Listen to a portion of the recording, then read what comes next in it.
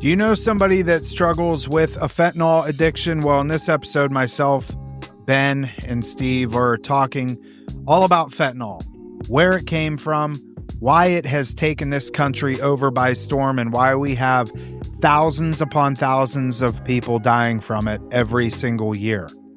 We have a massive crisis on our hands, but the thing is, there is a solution. And in this episode, we're going to break down what you can do to combat fentanyl addiction. And all of us, we can make a difference. We know you're going to love this. Enjoy the show. And he's just utterly depressed, and he doesn't know what hit him. He felt like everything was going good in his life, and he just distraught. He doesn't know what to do. So then the horse walks into a bar, and the bartender goes, "What a long face." And that's it. Dude, I was going to say that line in the beginning. Why the long face? Here we are, Real Recovery Talk. I'm your host, Tom Conrad. In today's episode, we've got Benjamin B. What's happening, everyone? And we've got one of the worst joke tellers in the world, Stevie Buckets. I'm glad to be here. I told you guys that joke before, by the way, like years ago. Oh, okay, good. Yeah. Well, don't tell it to us again. That was a great joke, you have to admit. All right. First things first, thank you for tuning in on the podcast app, whichever one that you choose to use. And thank you for watching on YouTube. In the end, if you have any comments, questions, or concerns, you could always reach us, info@realrecoverytalk.com. Again, that's info@realrecoverytalk.com. And ultimately, we want to help you turn your mess into your message, right, friends? Yes, sir. Yep, definitely. So Steve was telling a joke, and fortunately for you, I didn't press record. So 5 minutes prior to this, Steve was telling this god-awful joke that took a long time. I could have made it go longer. Yeah. Oh, I know. 4 years. I told you guys like 4 years ago, and it killed. It's in the delivery is where it's at. I felt rushed. And it's better when it's longer, actually, believe it or not. Yeah, I'm sure it is. I mean, it's all in the delivery and the messenger. You're the perfect person to tell that joke because it's not funny. I was laughing But the you whole somehow, time. no, but he somehow can make it funny. Yeah. Again, it's from the messenger. Mm-hmm. Right. Because the punchline is brutal. It's terrible. It's one of the oldest jokes in the world. And longest. And longest. But you got to realize sometimes I can go for... I did it actually in group one day, and at the end of the group, and like when the client, he just literally collapsed onto the floor at the punchline, and everyone walked out. It was like a Friday group type of thing. I think I told a joke for like 10 minutes. All right. Anyways, well, where were we? Thanks for being here, Steve. Always fun to have you on. I was glad Anything to be here. new in your world? No. No? In a good way. Just everything is copacetic. Okay. What about you, Ben? Everything good? Everything's amazing, Tom. All right. So I read a couple of articles. And, well, they weren't long articles, and I didn't read the whole thing. There were two of them in particular, but they were articles about fentanyl. And it got me thinking that we haven't really done an episode primarily on fentanyl and what we see in the treatment space when it comes to fentanyl. And then just did a little bit of research, and some of it, full transparency, ChatGPT. If you're not using it, you definitely should be, because it is a game changer, let me tell you. Some interesting stats. Question, Ben, do you know, without looking, how many people overdosed in 2023? That's the most recent I could find. How many people overdosed from fentanyl, or fentanyl was involved? I would guess somewhere without looking. And when I say overdose, I mean overdose deaths. Deaths? Yeah. I'm going to guess 175,000. Not that high. 70,000. 70? I was going to say 100. 70,000 people. So like, I'm sure we could find how many actually has died in 2024. It is the leading cause of death for Americans aged 18 to 45. That's kind of wild. I didn't know that part. I That's assume it was out crazy. there, but that's pretty wild. And it's across all 50 states. Mm-hmm. And the crazy thing is, and we receive these calls, and I'm thinking of one instance in particular. A young guy was addicted to Xanax and ended up buying Xanax off the street and overdosed on Xanax, but in fact, it was fentanyl. Mhm. I know another guy that overdosed, didn't die, but he thought he was just doing cocaine. Turns out there was fentanyl in it. It is one of the nastiest things. And the three of us sitting here, I was never a huge drug user. I did my fair share, but we were all clean and sober by 2010. Mm-hmm. Fentanyl didn't really come on the scene until 2013. So we kind of bypassed that. When you were out doing heroin, it was heroin. Hey, everybody. This episode is brought to you by SoberLink. We decided to partner with SoberLink because it is a tool that we believe in. Now, here's a couple of things about SoberLink. Number one, it's not designed to catch you in a relapse. It's designed as an accountability tool. Now, there's a bunch of cool features with SoberLink that I think need to be discussed. Number one, it is tamper-proof. You can't mess with this thing. You can't break it. You can't fudge the results in any sort of way. It also has built-in facial recognition, so you can't just pass it off to your buddy and say, hey, will you blow in this thing for me? It has scheduled tests, so you could set it up. I want to be tested at 7 a.m., noon, and right before dinner. You could set it up to where your results get sent to an accountability partner. That could be your therapist. That could be one of your sober supports. You obviously will have influence on where the results are sent to. Again, SoberLink doesn't take the place of Alcoholics Anonymous. It doesn't take the place of addiction treatment, but it's an added tool, right? We oftentimes talk about tools in our toolbox when we want to stay sober, and SoberLink is a great resource. And I've seen people utilize it, and just knowing that it is there, it's, hey, I got to blow in this thing. It can help you in your sobriety journey. So we're super glad that we've gotten to get involved with SoberLink and have them now as a sponsor. And because they are so generous, they wanted to offer you a discount. And you can go to soberlink.com/RRT to receive 50% off of your device. Yeah, for the most part, it was heroin. I mean, there was times and batches of it where like it had fentanyl in it, but like your drug dealer informed you and you intentionally like went after it. You're like, oh, this is the good stuff with the fentanyl. Some people avoided it out of fear, but like, you know, for what it's worth, when you're dope sick, you're dope sick, you'll do whatever. Yeah. When I say like avoid it out of fear, generally it was people that were like newly into heroin that were like, you know what I mean? So just one of those things where gradually heroin went out and fentanyl came in just because it was cheaper to produce, bigger profit margins, etc. So, Yeah, go ahead. I did a lot of pharmaceutical fentanyl back in the day. Well, it's interesting that you say that because the opioid epidemic really was in the 90s and the 2000s, right? Mm-hmm. And that's about when you were doing your thing. Back then with the doctor shop and stuff, I think when it really started to hit for me was in 2000. I think it was a junior in high school when I picked up on doctor shopping was huge, and Oxycontin in particular. And then the Roxys came slowly after, Roxycodones, the 30 milligram blues that everybody knows. But fentanyl in particular, like my first fentanyl use was probably 15 or 16 years old, but we had fentanyl lollipops, the pharmaceutical ones. And like that was my introduction to fentanyl. They had the patches. We would rip the patches open, shoot those up. Like some people would smoke them.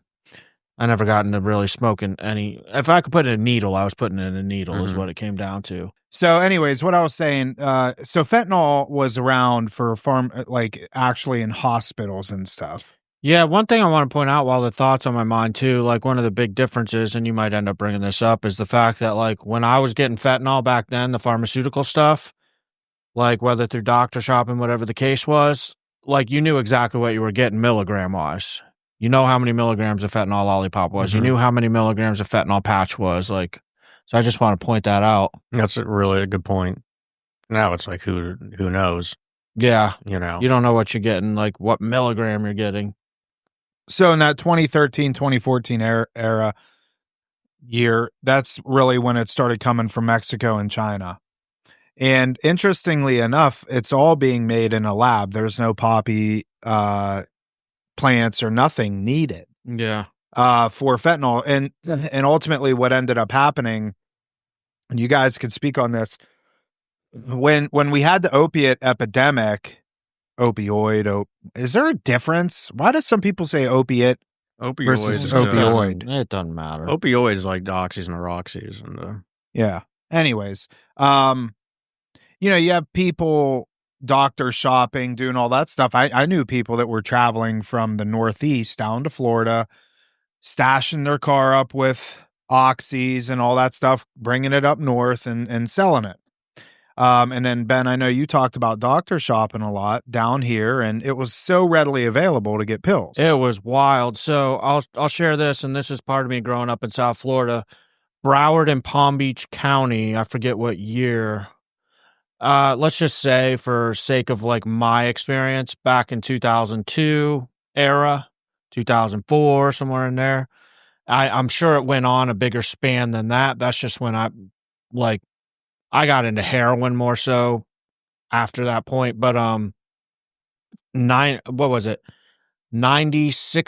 or 94% of the United States oxycodone came out of both Broward and Palm Beach County. 2 counties in the entire United States. I think it was 94% of the oxycodone. Wow. So that's Oxycontin, Roxycodone, Vicodin, Percocet, all the above of the codones, if you will. So it was very prevalent here. And to your point, yeah, I knew people that would come out of state all the time. And one of the big ones, too, is people would doctor shop here and drive stuff out of state up to the Northeast in particular. I knew some guys that got big bust. Yeah. And I think at the time they got caught with 10,000 Roxycodones, and they bringing them up to Massachusetts, Boston area, because up there you could charge $1 a milligram.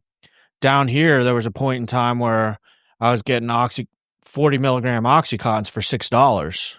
that's wild. Or a Roxycodone down here, you could get them for $8 to $12, which is a 30 milligram blue. But you go out of state and people are paying $1 a milligram, $30 for a 30 milligram pill. One pill, $30. We're down here, so the profit margins were really big back then. I remember when I was using them, it was like an 80 milligram oxy was like $40. Mm-hmm. And I think the dealer even mentioned like he knows like his friends or whatever, some relatives or something in New York was selling him like $100. $100 an 80. Little did we know that would actually even skyrocket even higher. And to kind of touch on it too, I mean, people probably know this, but I think it's important. You were talking about the opiate epidemic and how all this transpired. But for instance, you throw insurance in there, and I know for myself, the first time I went to, I forget what pharmacy I went to. I think it was the one in Lake Worth I ended up getting hooked up with, but $18 was 180 30 milligram Roxycodones blues. So for $18 at 180 pills, which could be sold at $1 a milligram up in the Northeast. Yeah, it's wild. So my $18 just turned into. Problem is my addiction was so bad. Like, it was one of those situations where I would sell them locally, but then you're trying to buy them back, right? Because you're sick. So it just ended up this terrible cycle. But the doctors linked up with the pharmacies, and at that point in time, the opiate epidemic happened. And what happened in Broward and Palm Beach County is there was no, what's it called now that we utilize in the state of Florida? I'm drawing a blank. For E-Force. E-Force, yeah. There's a program called E-Force. Like, for instance, with our doctor at Rock, Dr. T, she can look into E-Force and see any narcotics that any client or any person has gotten, because we log on a federal level all the pharmacies are required to log what narcotics go out. Right. So that didn't exist. So the doctor shopping thing, you could literally go one doctor to the next.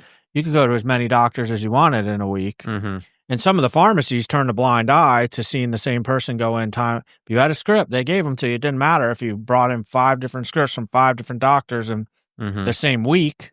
They didn't care. They were making money. Yeah, it was like the Wild West back then. So that's how the whole thing took off. And, you know, as soon as they cracked down on that, heroin became the thing.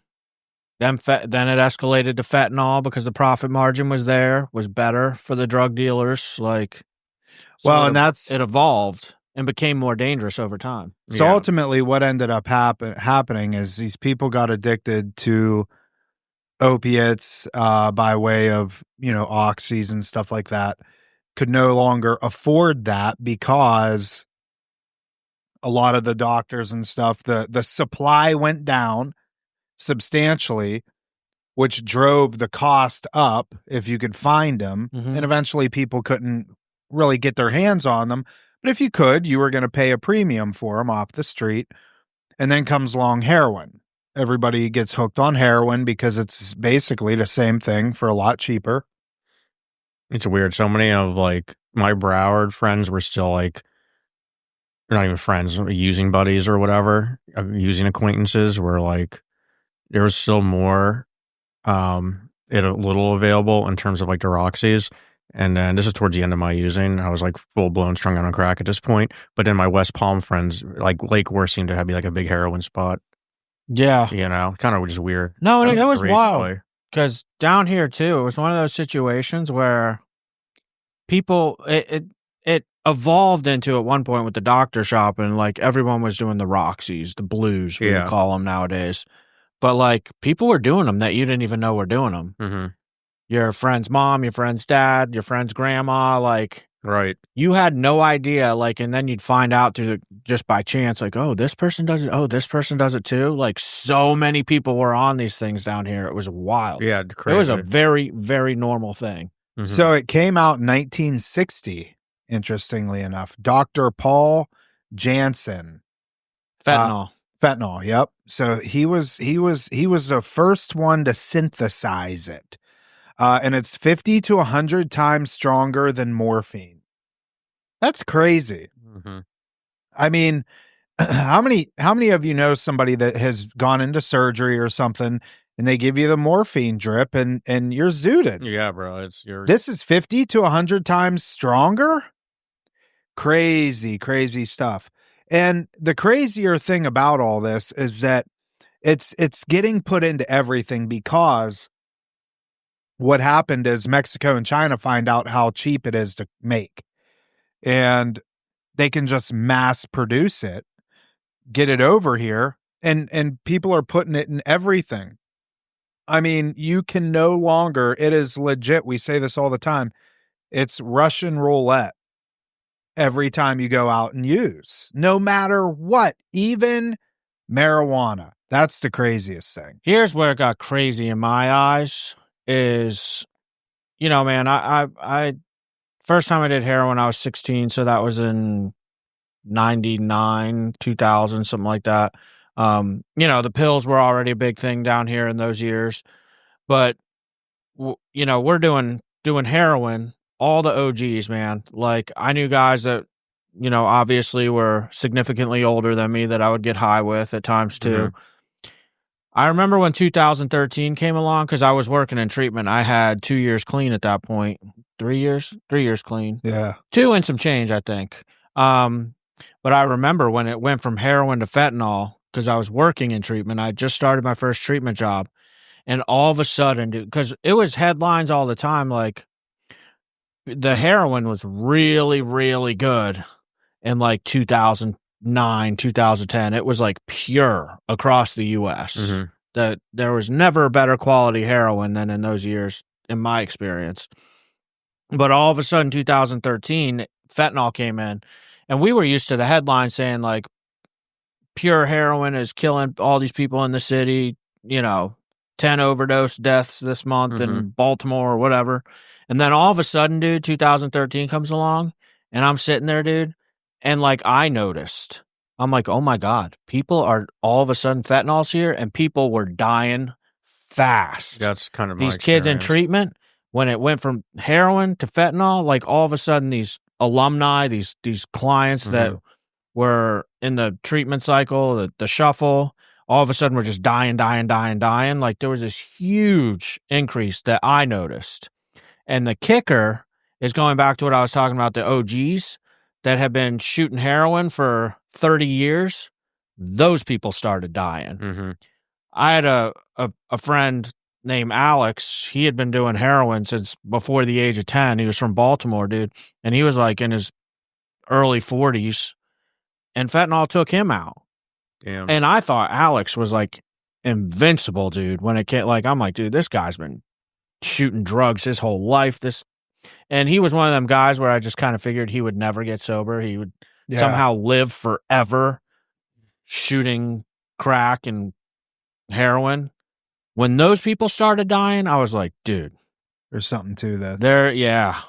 When the OGs that have been shooting heroin for 30 years are falling off, something's bad. Yeah, it's like you would know. Like I didn't know anyone at the time. Like even my active addiction. Like you'd hear like a friend of a friend might have passed away from like a heroin overdose or something like that. And then next thing you know, I get clean and I'm working in treatment, and like more and more people are like passing away. I remember I was working at this one place, like it was like a big deal when someone passed away. We had a whole memorial thing. We went out, we took flowers and we threw them in like the lake for this person. Next thing you know, we would have done it every single day. You know what I mean? Like that's how frequent now people were passing away. We just like stopped doing that. You know what I mean? Because like it was just it became extremely, that was just like normalized, you know? You know, collectively, we've all been the three of us have been working in this field for the better part of 30 years, right?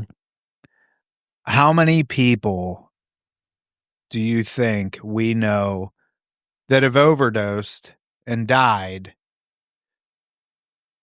That's question one. And then how many of those overdoses were from fentanyl? I'd say the majority of people who I've known who died from this disease was through fentanyl, like like not even close. Yeah. Yeah. I mean, people were dying in my active addiction, but it's when I was clean and sober and fentanyl came out that people like really started dying. Yeah. And dude, I'll be honest, I've lost count. I don't think there's any way for me to ever figure out how many people I don't know. I've known. It's been in the hundreds. It's gotta be, if not more, honestly. Like, and so when you see all these people, and a lot of those I do want to say are accidental. I don't think I say the majority. I would say the majority of them are accidental. Most people aren't going out intentionally trying to overdose. What ends up happening is, say somebody completes, treatment here, and maybe they even came in on a fentanyl addiction. I mean, and we do the pre-admission assessments for anybody that walks in our doors, and 8 out of 10 have fentanyl in their pre-admission in some capacity. Now, what the problem is that you get somebody that has 30, 60, 90, 120 days clean under their belt, and they go out and they want to use again, and they go back and use the same amount as they were using prior to coming in here. That's when you have these overdoses. Or they're addicted to Xanax and they end up going out and they can't get, a script or whatever for whatever reason, and buy pressed pills off the street. And those have fentanyl in them. So it begs the question, I have my own opinion of this. Why are they putting this in other drugs? Why can't you just go out and, if you want to use fentanyl, here's fentanyl. But if you want to use Xanax, here's Xanax. Why are they putting fentanyl in it? It could be because it's like easier to get the fentanyl and just using it for filler, and it's cheaper for them, the dealer. I don't know. I've been trying to figure this out from, even junkies have a little honor back in the day. Even drug dealers had a little honor back in the day. This is strictly my opinion through my experience. But like, dude, I remember, man, back in my day, like the drug dealers were competing who had the purest heroin, who had Right. the purest coke. Now it's to the point where like I still can't wrap my mind around, other than pure malintent of getting people hooked on something that they weren't going to try the first time, like the Xanax thing. You buy pressed Xanax. If you're going through Xanax withdrawal, fentanyl is not going to help you with your benzodiazepine withdrawal. Mhm. Like, you're just doing a different drug, so you're still going to be sick anyway. I used to try to do that, like coming off opiates. I would take a bunch of Xanax trying to feel better, and it didn't do it because they're two different types of. They're caused by two different neurotransmitters, so to speak. Like the Xanax maybe took the edge off of the withdrawal from the opiates a little bit, but like, dude, I still can't wrap my mind around what's the point, and even making them look like, the fake press pills now. In particular the blues, the Roxy 30s, or they're fentanyl press now. I'm like, why not just put them out as a pill labeled as fentanyl? Like, Right. other than absolute malintent of not giving people what they think they're buying. Like, dude, I can't wrap my mind around it. Like, the honor amongst drug dealers is gone or something. My theory is probably it's a blend of both. I think that it's cheap, very cheap to produce. You can put it in just about anything. I've never done fentanyl. In fact, I've only ever done one opiate in my entire life. Didn't like it.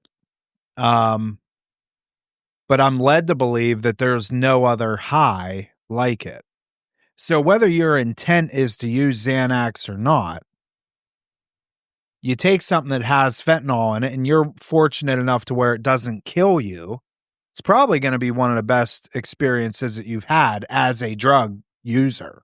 Is that Oh, accurate? fentanyl is fantastic. Like, if you're doing the proper dose, so to speak, like, So when you get it just right. Going to your theory, Ben, and Steve, I agree with you 100%. I think drug dealers, you're 100% right. I don't think they have any sort of care. I'm reluctant to say moral guidelines because I don't think any of them ever have, or, I mean, maybe back in the day, sure, but point is that they want you addicted and they want you to come back. And there's also, and how true is this? Talking to two junkies here. This wasn't a Western Pennsylvania thing, at least in my day. When there would be a flood of people that overdosed or died, is it true that the other drug addicts in the area would be like, oh, there's good shit around? Yeah. I mean, look, there's people that are overdosing, people that are dying. This stuff must be really good. That's what I've like, and again, I got clean before it came around, but that's what I heard of my friends who were still using and stuff like that. It was like that's they have the good shit in over there. You know what I mean? Yeah. And then honestly, just for what it's worth, sometimes they'd find out that it was fentanyl, and they weren't going to say no to it. I think it's all theory, personally, that like all of what's being said absolutely makes sense. But I also have to look at the fact too, when I was going through withdrawals, I would take anything that would make it go away. 100%. Like, that's how I escalated from, permanently from pills to heroin. Like, I was just sick. Heroin's all that was available because oxys were going out, and that's how that happened. So, like, going back to the theories on why drug dealers are doing this too, it's like, at first I asked myself, well, they're killing off their clientele because it's fentanyl and carfentanil. But then there's part of me also that's like, now that the pills are gone, people don't just jump into fentanyl. So part of me wonders too, if they make you think it's a Roxy, maybe someone's done a real pharmaceutical Roxy before and they really liked it. And they think that their friend has a real pharmaceutical Roxy. I've heard that. Then they do it. And now it's, like you're saying, a new experience, or it took the edge off, or made them not sick. And now they've gone into fentanyl, but now they realized, oh, that wasn't that bad. I can do a half of one of these pressed pills, and now you're a fentanyl addict. You see what I'm saying? Like, I had the gateway. because, doing pills, you knew what you were getting. It was quote unquote safe. I mean, people were still dying from Oxycontin and stuff.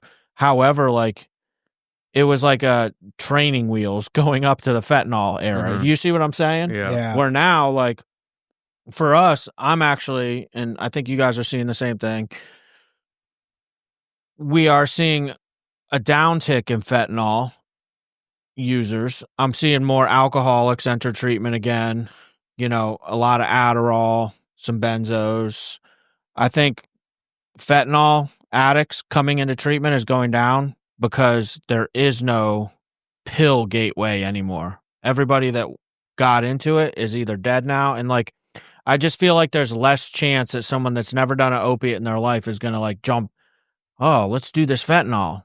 Let's just start off with the absolute strongest thing that there is and hope we don't die. I think there was a brief moment of that when noticing like a bunch of young kids, like kids my age, when I was doing like a Percocet was a big deal for me. Kids like that age, they're doing fentanyl coming in, and they got in high school at like a good high school, good, you know what I mean? Like very suburban,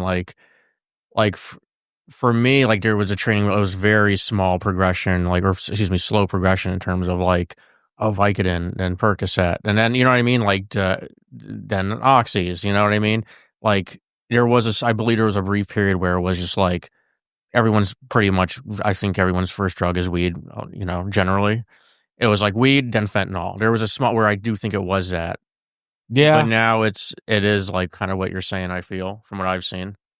Well, I think a lot of people too, and that'd be interesting to do a poll.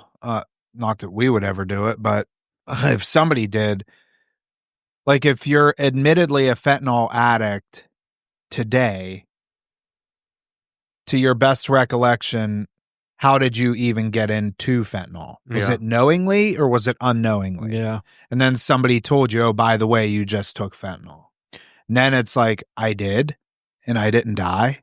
Okay, give me more. Yep. Yeah. I think a lot of people. I think that's probably a lot of cases is that we accidentally stumble across it, and next thing you know, and I don't think that when you're shooting fentanyl, you've graduated to the big leagues. I mean, there's really no going up from there. Right. At least right now. I mean, there's these other drugs that are out now that are crazy as hell, but nobody like does them regularly daily. Yeah, right. like the Trank, I think. Trank is one. Is that the one that eats your skin? There was crocodile. Yeah, that's like the. Oh, gosh. That's a gasoline drug. Yeah, like that's crazy. Yeah, that's wild to me. But that originated in Russia. It did. That's like Walking Dead stuff. Right. That's just like, I mean, this is just talk about like how far removed for like the freaking like, like the poppy fields and stuff like that in terms of now just people making it in their garage and stuff like that. And just.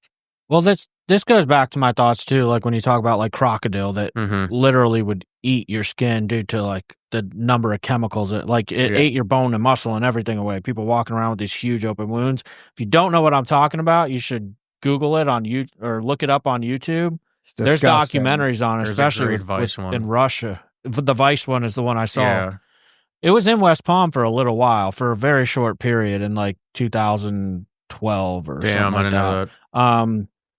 But going back to what you were talking about earlier, Tom, where like you find out your friend overdosed, so you go for that stuff. Like, I do think that the media kind of sensationalizes that a little bit. Where, I mean, there's some truth to that. Like, I want to know that that's the good dope for sure. But I always got to come back to this thought for myself where, like, I'm in the midst of my opiate addiction. I need to get better because I'm dope sick. I'm not taking the time to think shit through like, let me see where everyone. No, I'm just like, where's the next closest thing to get me well? When you're progressing that much, yeah, I feel you. I think a lot of that sensationalized because the fact of the matter is, alcoholic or drug addicts in this case with opiates don't overthink it like that. Right? You're like, I'm sick. I just need to be better. What do you have? They're usually not in. Well, that's when it's at least from what I've seen and. Like progress to the point where they're not really don't have the privilege of choice. Yeah, you know what I mean. Like in terms of it's like whatever fastest solution.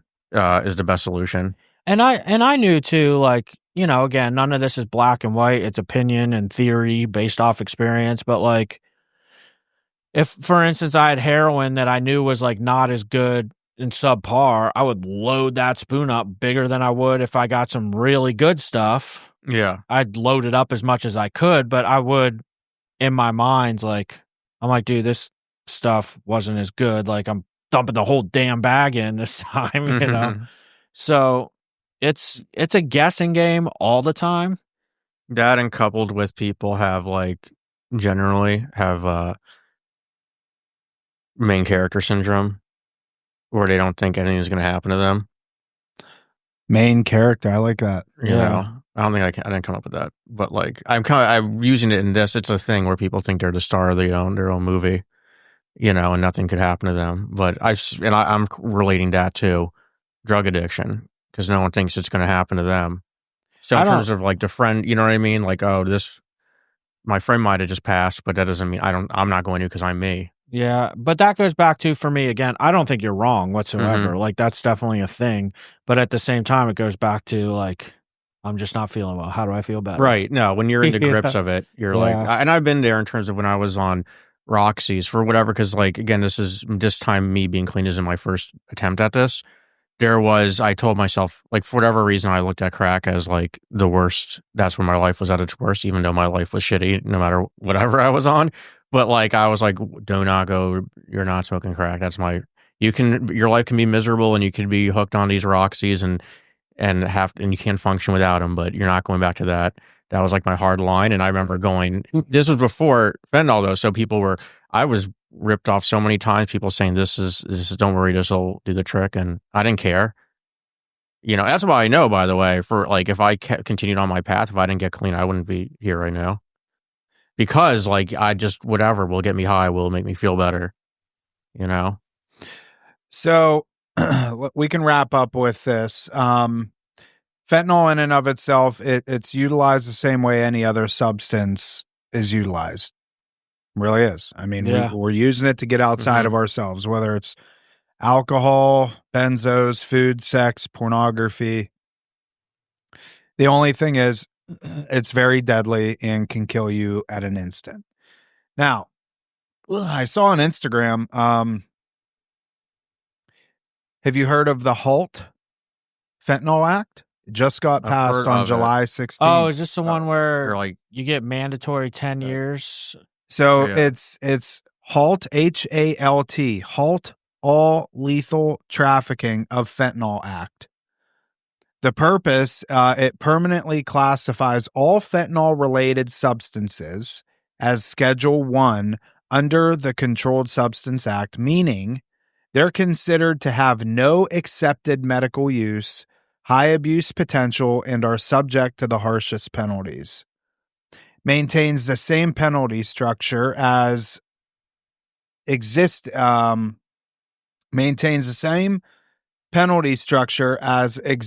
law for fentanyl analogs. Example, possession of 100 grams or more triggers a 10-year mandatory minimum prison sentence. Mandatory minimum. So it was introduced January of this year and was signed into law July 16th by President Trump. Now, it comes with some criticisms, which is very hard to believe. The only criticism, I don't even know what they are, but it could perhaps be like, is it like a normal, say you're an addict and you have it, or does that count? Like, what counts as trafficking? I guess like how much you have, obviously. If you're in possession of 100 grams or more. Yeah. Which isn't a lot, mind you. I mean, if it's considered, is that weight? I mean, 100 grams, you're... dude, I can only speak for myself. Like, I was so addicted that like I could never pull it together to have 100 grams at a time. You gotta really be in the game as a drug dealer first, I feel like, then get hooked on it to already have been at the level of having that much quantity on it. Is that making sense? Yeah, 100%. Bro, because Yeah. anytime I got my hands on any significant amount, I was not selling it. Right. I was doing it. Yeah. Like, that's all there was to it, man.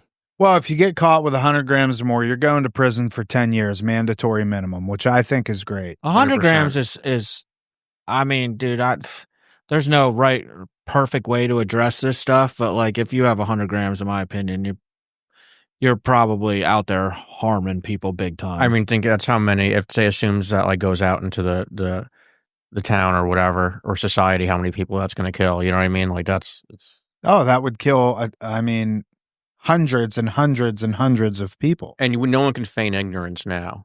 Right. So I mean, I think that's completely justified. I mean, when you consider too 100 grams of fentanyl, it is so potent that 100 grams goes a long way. Yeah.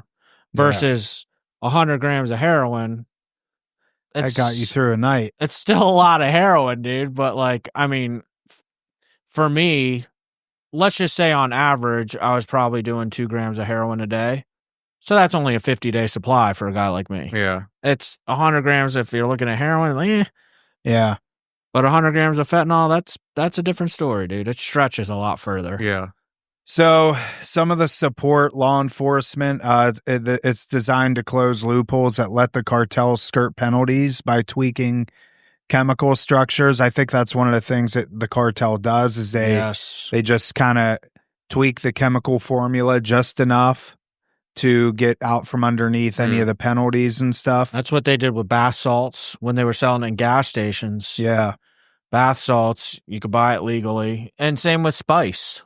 Yeah. Because spice, the original K2, I forget the chemical makeup name, but when they banned it and made it illegal, they just changed a molecule by 1 carbon molecule, but it got more dangerous. And every time they changed it by 1 molecule, it got further and further away from the original spice, which was actually safer than the spices out now because it's a different chemical makeup of spice. It just fries your brain immediately. Yeah, dude. It's so these. It's almost as if with a lot of these, I'll call them research chemicals, if you will. Every time that the DEA tries to schedule something and then they come along with this loophole, it actually makes the drug more dangerous. Because when you start changing it from its original most effective form for euphoria, you're changing it by a carbon molecule and getting more side effects and less euphoria. And it just kind of, there's a... Right. Yeah. So a lot of times, it's like the DEA's chasing their own tail with this crap. Yep. I wish I don't know, dude. I go back and forth on this. There was a point in time where like, I wish they just kind of legalized, if you're a drug addict, rather than going to the methadone clinic or the Suboxone clinic, what's the difference, dude? Go to the Oxycontin clinic. All right. Like, I get that they want to stop people from, methadone, Suboxone, it's got a long half-life. In fact, it's more physically addicting than all the other opiates. But the idea is that you don't have these peaks and valleys of highs. If drug addicts are going after this stuff and you're trying to prevent death, why not just give them what they want, dude? Like, go to the Oxycontin clinic instead of that. I wouldn't be out for, like, go to the fentanyl clinic. Like, that's pushing it a little far. And I'm kind of, dude, I'm just talking out loud right now. Think the solutions. I respect that. I don't totally... I'm not like saying, hey, this is what I think the solution is. I'm just thinking out loud. I get what your intention is for sure. Because like at the same time, like what they did in like San Francisco with like, look what it's done to their city. And that's what I'm even like doing like that much. I'm afraid like it would still be, I don't know. This is a bigger topic, but it's such a cultural issue. Well, you would end up you would just have, massive amounts of people going to, the Oxycontin clinic. Yeah. There'd be lines and lines and lines and lines. If it was just like a buffet of opiates, well, you're just going to, it's going to have to be a 24-hour drive-through. But you're looking at like a harm reduction type of thing. Yeah. Right, because methadone is effed up. I understand the premise behind it. I just think it doesn't address the root issue. It doesn't address the root issue. That's what I mean. It's a cultural thing. And obviously that's a bigger topic. And I'm not a huge fan of harm reduction. Mm-hmm. I'm not going to completely bash it, but you've heard our take on Suboxone and stuff like that. Right. And that's Suboxone, methadone, they're part of my story. Yeah. But like, Dude, so much of this is like case dependent, and Right. there's no one size fits all. When you consider that we have the whole United States, 350 million people, there's this huge opiate epidemic. Like, sure, man, maybe some people would do well at the Oxycontin clinic, but at the Yeah. same time, there's going to be cons to it. Like, dude, it's so difficult, man. All right, let me get through. I just want to read a couple of these criticisms of this bill because I think it's kind of amusing. Impeding research. One of the concerns is that this bill could hinder legitimate scientific studies into fentanyl related compounds that might have medical benefits. Let me in on this one. I could be wrong. I'll have to research this, but I believe there was originally 32 versions of fentanyl pharmaceutically created. Mm-hmm. What more do you need? Like, why do you need 90 different kinds of fentanyl? Like, I'm sorry. I think fentanyl has hit its ceiling. Right. What, like, that's just being an ass of a scientist that just wants to have fun in a lab. Like, stop. And dude. to that point, isn't like one of the, and I could be wrong if you're a scientist, comment in the comments, but like, it isn't like one of the like pillars is like in terms of what it does to humanity, like ethically. And that seems to be do more harm than good if you have to tinker with some shit, you know, rather than if that's the reasoning, you know what I mean? Like the gain of function with COVID. There you go. Yeah. Let's see if we can make a more dangerous virus, because maybe we'll figure out how to prevent it. But then it gets out the lab and everyone's sick. Yeah. This next one's kind of funny. It neglects public health. The law doesn't allocate funding for addiction treatment or overdose prevention. Many argue that enforcement-focused policy alone won't reduce fatalities. I completely disagree with that because we're talking about two different things. We're talking about the dealers and the cartels, and we're talking about the addicts. I'm a firm believer, nonviolent addict offenders, you get caught with stuff, mandatory treatment. That's my belief. But like we're talking about, that sounds like they're talking about two different things between the freaking cartels who are evil, you know, and then just the addict in terms of. Yeah, well, and what I want to say in reference to this is, you know, it doesn't allocate funding for addiction treatment or overdose prevention. We've been open now 11 years. Mm-hmm. I haven't gotten one penny from anybody for treatment services. Yeah.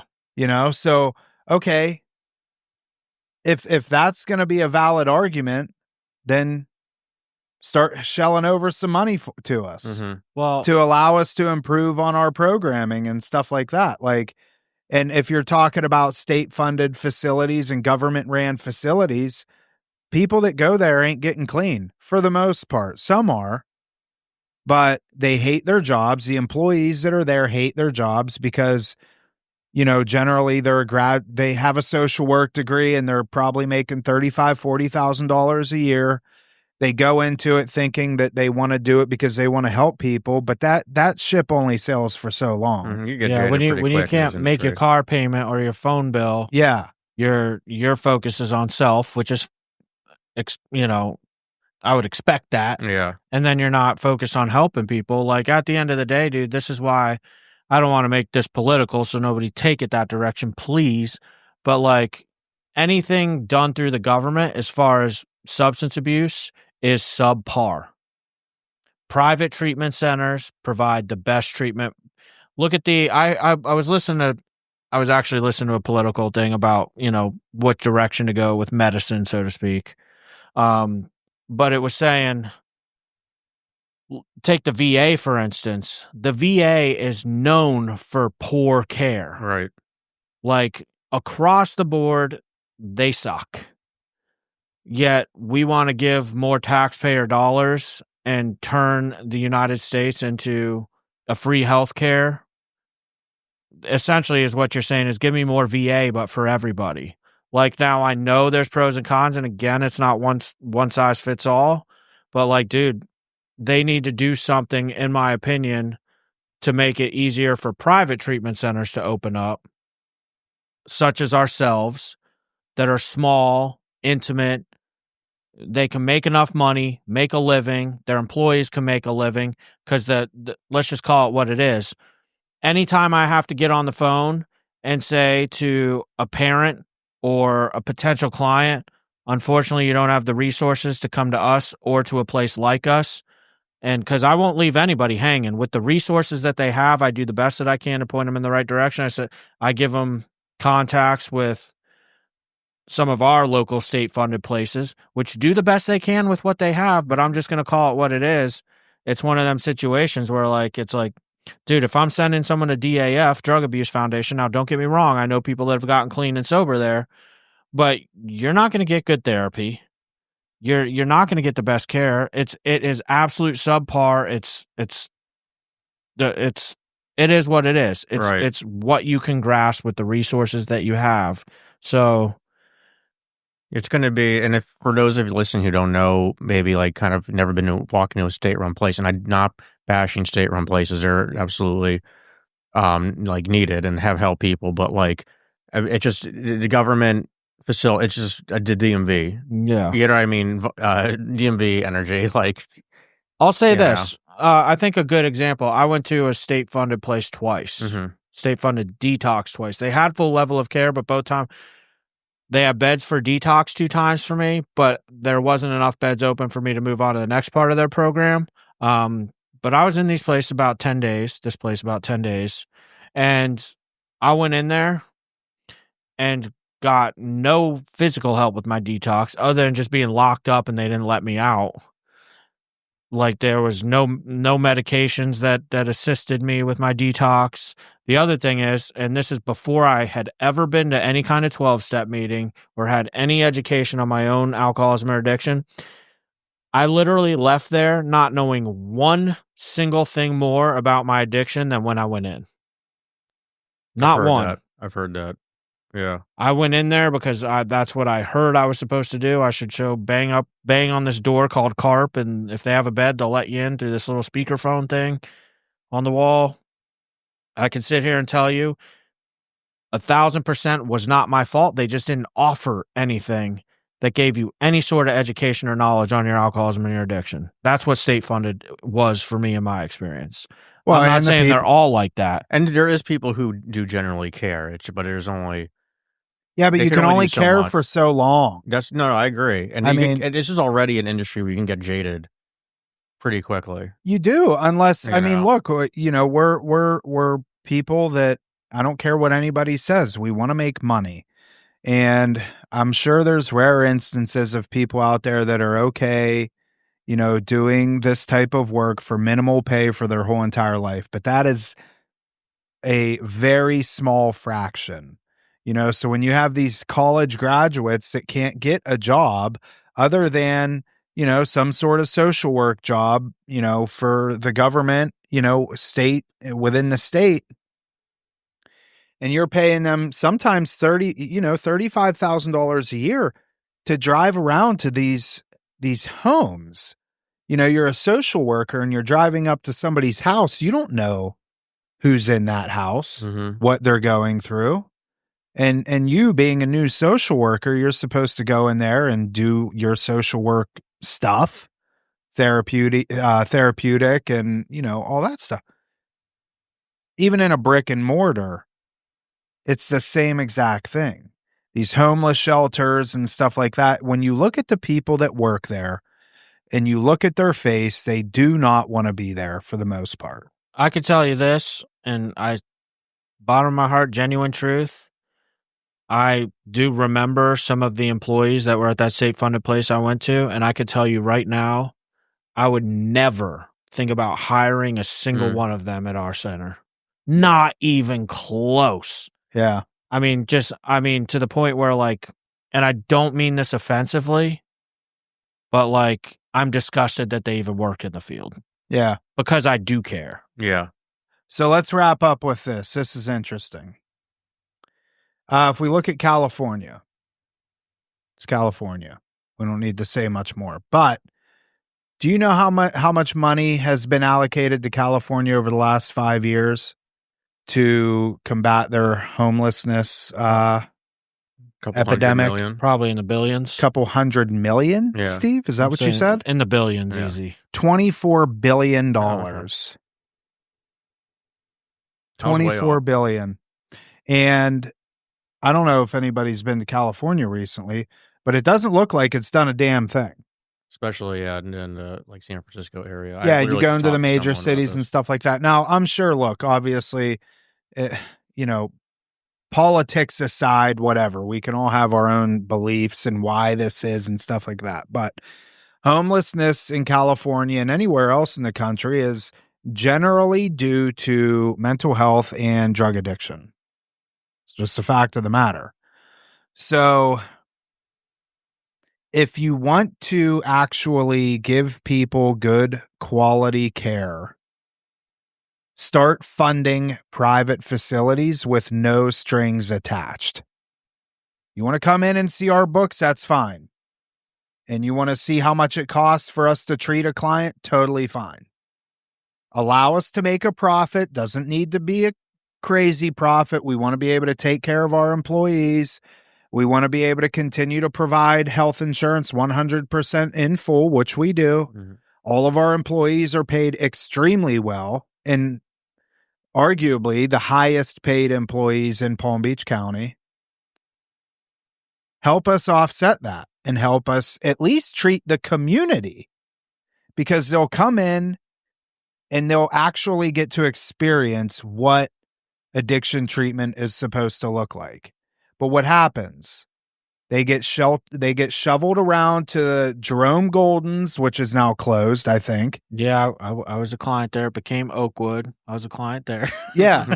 You end up in these homeless shelters and stuff like that. And that is not moving the needle. Every now and again, you get somebody like Ben that enough is enough, but it doesn't move the needle. So, the money is just being spent in a very dumb way. And you look at the top dogs, I'm sure they're all making a very nice living for themselves. Like And the board members. yeah, it's just crazy. Meanwhile, we're, month after month, we're scraping along here. I mean, we do okay. We make money, right? But we only treat 20 to 25 people at a time. We could scale that up and not lose the quality of the care, but all that takes money, and it's expensive to operate a facility like ours. So anyways, that's fentanyl. That was fun. Yeah, That's good. I want the addicts to hear this last part that kind of crossed my mind while we were talking. I want to make it very clear. Like, I know we're focusing this message of this episode on fentanyl, but don't glorify fentanyl either. Like, I remember there was a point in time where when it went from heroin to fentanyl, people were like, clients would be like proud. No, I do fentanyl. I don't do heroin. Mm-hmm. Like, dude, I'll be straight up with you. I see people suffering worse consequences from alcoholism. Right. The scary thing about fentanyl, as everyone knows, Steve mentioned Russian roulette. Like, you could be dead in an instant versus a lifelong with alcohol.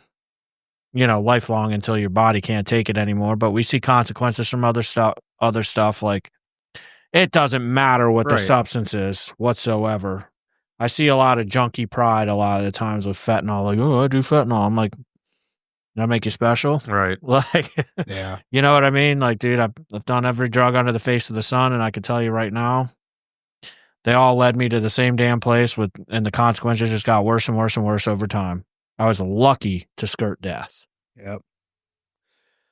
All right. Well, I'm about to pee my pants, so we need to I missed like 5 phone calls. wrap this up. So did I. Steve, any final thoughts? Just a good topic. Hopefully we're at the tail end of this era. We'll see. Then there'll be something else. Yep. But it's, There will be.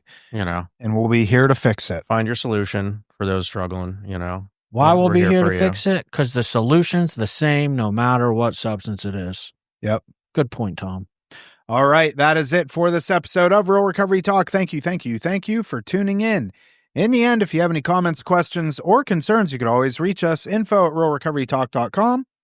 Again, that's info@realrecoverytalk.com. And ultimately, we want to help you turn your mess into your message. That is it. We will see y'all later.